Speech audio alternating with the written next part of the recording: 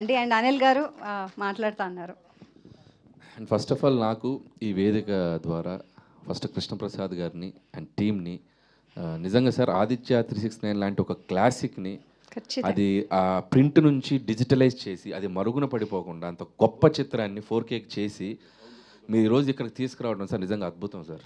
ఎందుకంటే ఎన్నో తెలుగు గొప్ప చిత్రాలు బ్లాక్ అండ్ వైట్ చిత్రాలు కూడా చాలా వరకు మనం ఇప్పటికీ టీవీలో చూస్తున్నాం. అంటే అలాంటి సినిమాలు సేవ్ చేయడం అనేది కూడా మనకు అవసరం. అండ్ ఇంకోటి బాలయ్య బాబు గారు చెప్పినట్టు ఇది నిజంగా ఇది రీ రిలీజ్ కాదు, ప్రీ రిలీజే. నాకెందుకో ఆయన అఖండ, వీరసింహారెడ్డి, భగవంత్ కేసరి, డాకు మహారాజ్, అఖండ 2 మధ్యలో ఇది ఒక బ్లాక్ బస్టర్ అయిపోద్దాం అనిపిస్తుంది.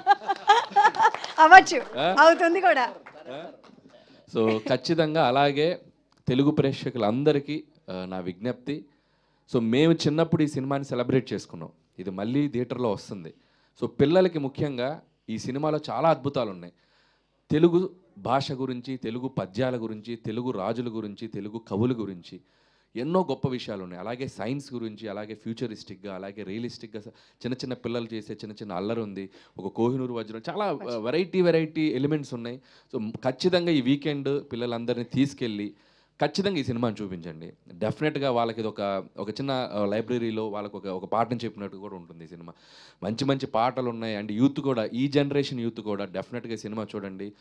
ఇళయరాజా గారు అందించిన క్లాసిక్ ట్యూన్స్ ఉన్నాయి. ఇంకా బాలయ్య బాబు గారు అయితే మీరు మెస్పరైజ్ అయిపోతారు. So don't miss this movie. నిజంగా స్క్రీన్లోకి వెళ్ళి ఈ సినిమాని మిస్ చేసుకుని సెలబ్రేట్ చేసుకోండి అందరికీ. సో రాజు సుందరం, అవును. అండ్ ఇందాక శివలింగ ప్రసాద్ గారు చెప్పినట్టు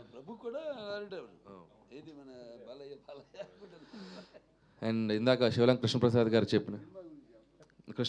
చెప్పినట్టు కెమెరామెన్స్ కూడా ఏదో అది యాక్సిడెంటల్గా విఎస్ఆర్ స్వామి గారు వచ్చినా బాలయ్య బాబు గారు చెప్పినట్టు ఏ ఎపిసోడ్కి తగ్గట్టు ఆ ఎపిసోడ్కి ఒక సినిమాటోగ్రఫర్ పనిచేసినట్టుంది సినిమా చూస్తే. సో పాస్ట్కి వెళ్ళేసరికి విఎస్ఆర్ స్వామి గారు, సో అప్పటి రాజుల సినిమాలు ఎలా ఉంటాయనేది. ప్రజెంట్కి వచ్చేసరికి చాలా సహజ సిద్ధంగా పిసి శ్రీరామ్ గారు, ఫ్యూచర్కి వెళ్ళేసరికి ఒక కబీర్ లాల్ లాంటి ఒక ఆయన గొప్ప టెక్నీషియన్. సో నిజంగా కుదిరిని అన్ని కుదిరండి. సో అందుకే that it became a classic. So మేము అదృష్టవంతులా ఫీల్ అవుతున్నాం. అంటే మా జనరేషన్లో ఒక మోస్ట్ ఫార్వర్డ్ థింకింగ్తో వచ్చిన ఫిల్ము